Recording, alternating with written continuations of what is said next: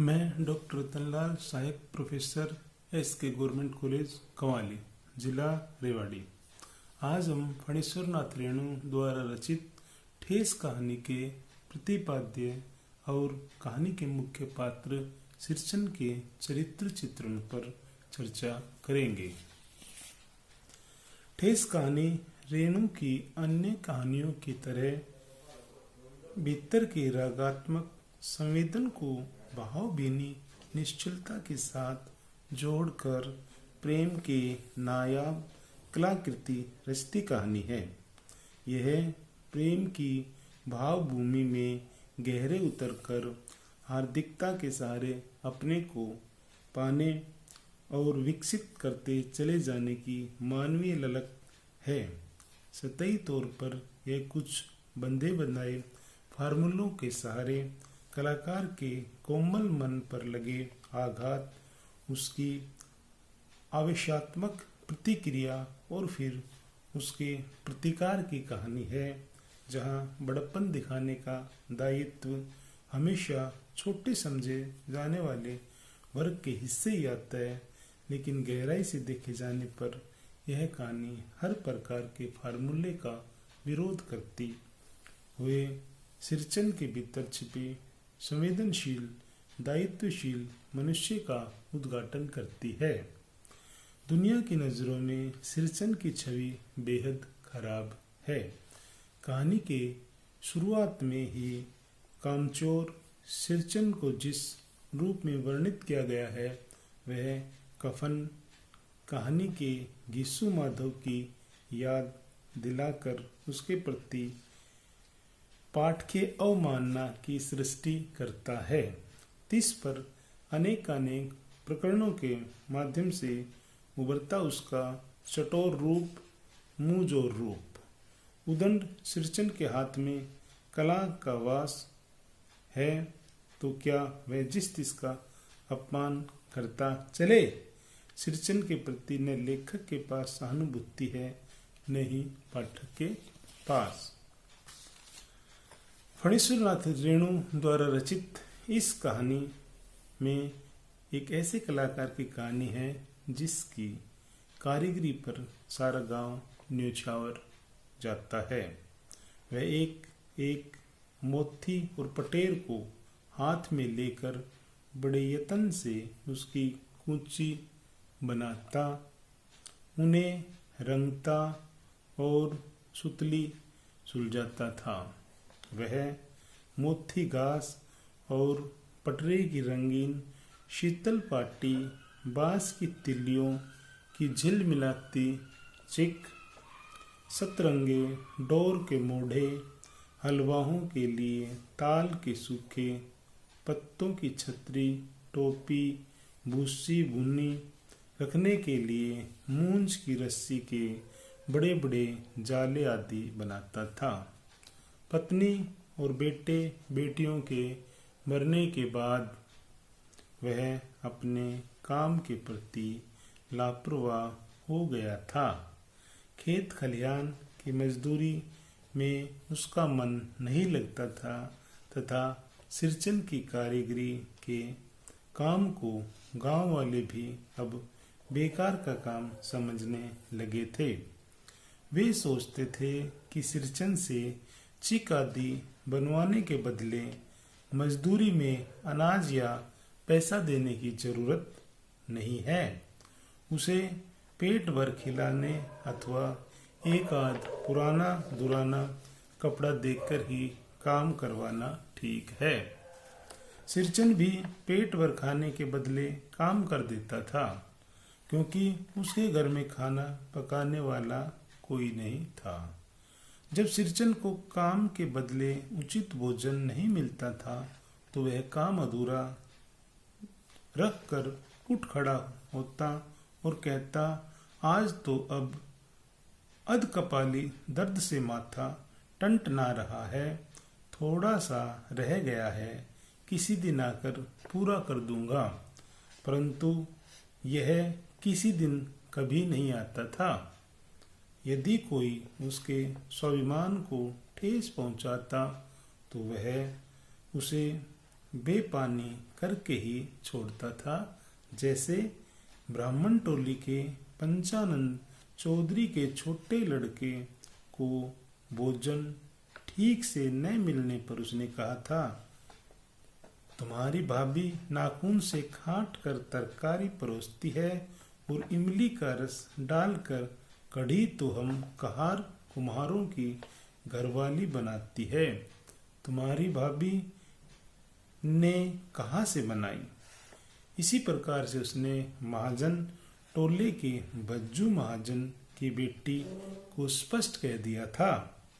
बड़ी बात ही है बिटिया, बड़े लोगों की बस बात ही बड़ी होती है, नहीं तो दो दो पटेर की पार्टियों का काम सिर्फ खेखारी का सत्तू खिलाकर कोई करवाए भला? ये तुम्हारी माँ ही कर सकती है। मान्नू के घर काम करते हुए उसके खान पान का विशेष ध्यान रखा जाता था। एक दिन लेखक ने सिरचन को कलेवे में सिर्फ चिवड़ा और गुड़ परोसा हुआ देखकर माँ को शिकायत की तो माँ ने मंजली भाभी को सिरचन को बूंदिया देने के लिए कहा। सिरचन ने बूंदिया नहीं खाने की बात कही, परंतु मंजली भाभी मुट्ठी भर बूंदिया सिरचन के सूप में फेंक कर चली गई तो सिरचन कह उठा, मंजली बहुरानी अपने मैके से उठाई हुई मिठाई भी इस तरह हाथ खोलकर बांटती है क्या? जब सिरचन ने चाची से गम कोआ जर्दा मांगा और चाची ने उसे जली कट्टी सुनाई तो सिरचन की उंगलियों में सुतली के फंदे पड़ गए।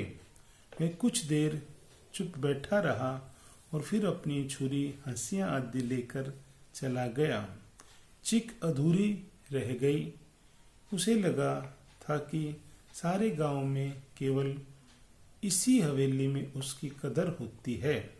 माँ, मान्नू, लेखक सभी उसे मानते हैं, परंतु आज चाची के व्यवहार ने उसके स्वाभिमान को आहत कर दिया था। अपने स्वाभिमान की रक्षा के लिए वह विदा होती हुई मान्नू को स्टेशन पर जाकर चिक, शीतल पाटी, आसनी दे आता है, परंतु इसका मूल्य नहीं लेता, केवल जीभ को दांत से काट कर दोनों हाथ जोड़ता है। इस प्रकार स्पष्ट है कि लेखक सिरचन के माध्यम से यह स्पष्ट करना चाहता है कि कलाकार अपने मन का मालिक होता है। उससे कोई कार्य जोर जबरदस्ती से नहीं कराया जा सकता। वह मीठे बोलों तथा प्रेम प्यार से दिए गए भोजन के बदले कुछ भी कर सकता है। कलाकार के स्वाभिमान को जब ठेस लगती है तो वह संसार से विमुख हो जाता है, परंतु उसके हृदय की कोमलता एवं निर्मलता उसे उसके प्रियजनों से कभी विमुख नहीं करती और वह बिना कोई प्रतिदान लिए उनके समस्त कार्य करने के लिए तत्पर रहता है। अब हम ठेस कहानी के मुख्य पात्र सिरचन के चरित्र चित्रण के बारे में चर्चा करेंगे। सिरचन चरित्र प्रधान ठेस कहानी का प्रमुख पात्र है, ये हम सभी जानते हैं। सारी कहानी का ताना बाना सिरचन के चारों तरफ ही बुना गया है। सभी पात्र उससे जुड़े हुए हैं, उसके चरित्र को लेकर ही ये कहानी लिखी गई है। कहानी का समस्त कथानक उसी के चरित्र के इर्द गिर्द घूमता है। कहानी के आधार पर उसके चरित्र की हम विशेषताओं पर चर्चा करते हैं। अब इसमें उसकी जो मुख्य विशेषताएं जो कहानी पढ़कर हमें दिखाई देती है वो है कुशल कलाकार। सिरचन चिक व शीतल पाटियां बनाने वाला कुशल कारीगर है। उसकी बनाई गई चिकों व शीतल पाटियों को खरीदने के लिए बड़े बड़े लोग लाइनों में खड़े रहते हैं, जैसा कि लेखक कहता है। अब कोटेशन शुरू होती है। सिरचन जाति का कारीगर है। मैंने घंटों बैठकर उसके काम करने के ढंग को देखा है। एक एक पोथी और पटेर को हाथ में लेकर बड़े जतन से उसकी कुच्ची बनाता, फिर ऊंचियों को रंगने से लेकर सुतली सुलझाने में पूरा दिन समाप्त। काम करते समय उसकी तन्मयता में जरा भी बाधा पड़ी कि गेहूं सांप की तरह फुफकारता उठता। फिर किसी दूसरे से करवा लीजिए काम। सिरचन मुंह जोर है, कामचोर नहीं। यह कोटेशन समाप्त होती है। उसकी दूसरी विशेषता कहानी को पढ़ते हम देखते हैं, वो है खाने पीने का शौकीन। सिरचन एक अच्छा कलाकार होने के साथ ही खाने पीने का भी शौकीन है। वह बिना मजदूरी के काम कर सकता है, परंतु खाना पीना उसको वही चाहिए जो काम करवाने वाला स्वयं खा रहा है। इसी कारण गांव के लोग उसे चटोरा भी कहते हैं। छोटी चाची तो उसे यह कहकर ठेस ही लगा देती है, तुम्हारी चढ़ी हुई जीभ में आग लगे, घर में भी पान और गम कोआ जर्दा खाते हो, चटोर कहीं के। अब हम उसकी अगली विशेषता पर चर्चा करते हैं, वो है विधुर। सिरचन एक विधुर व्यक्ति है, बल्कि नितांत अकेला भी है। यही कारण है कि वह अपने खाने पीने के शौक को दूसरे के घर पूरा करना चाहता है, क्योंकि उसके परिवार में उसके अलावा कोई भी व्यक्ति नहीं है जिसे वह कहकर अपनी तमन्ना पूरी कर सके, अपने खाने पीने के शौक को पूरा कर सके। हमें पता है उसकी बेटी और पत्नी मर चुकी है, इसलिए अब वह दूसरों के घर पर ही अपने सभी खाने पीने की आदतों को पूरा करना चाहता है। लेकिन छोटी चाची के व्यंग बाणों से जब उसे ठेस लगती है तो अपनी व्यथा सुनाता हुआ वह लेखक से कहता है। कोटेशन शुरू होती है। ससुरी खुद मरी, मेरे बेटियों को ले गई अपने साथ। बबुआ जी, मेरी घरवाली जिंदा रहती तो मैं ऐसी दुर्दशा भोगता। यहाँ इस कोटेशन से हमें सिरचन के आंतरिक दर्द का एहसास होता है कि उसे एक अंदर पीड़ा है। यदि वह अपने परिवार सहित होता, उसकी पत्नी जिंदा होती, उसकी बेटी जिंदा होती, तो वो किसी के घर खाने के लिए नहीं जाता, बल्कि अपनी मजदूरी पैसे के रूप में लेता और अपने सभी स्वाद अपने घर पर पूरे करता। लेकिन अब उसे खाना बनाना नहीं आता तो वो मजबूर है।